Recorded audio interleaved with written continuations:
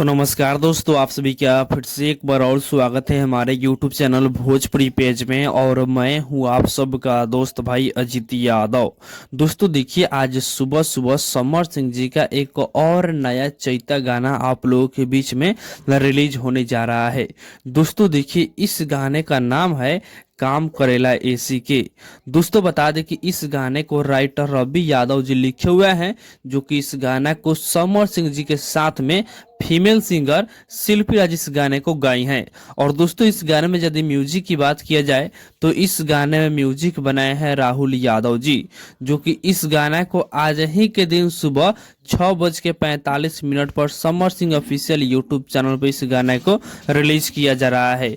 तो आप लोग तैयार हो जाइए इस गाने को सुनने के लिए। गाना बहुत ही कमाल का गाना है। तो बाकी दोस्तों फिलहाल का ही अपडेट है, आप लोग इसके बारे में क्या कहना चाहते हैं कमेंट बॉक्स में बताइएगा। और इसी के साथ हम इस वीडियो को समाप्त करते हैं। ये वीडियो अगर पसंद आया हो तो इस वीडियो को लाइक शेयर कीजिएगा। बाकी अभी तक हमारे इस चैनल को सब्सक्राइब नहीं किया है तो सब्सक्राइब भी कर लीजिएगा, क्योंकि इस चैनल पे भोजपुरी इंडस्ट्री का हर एक अपडेट सबसे पहले आप सभी को मिलेगा।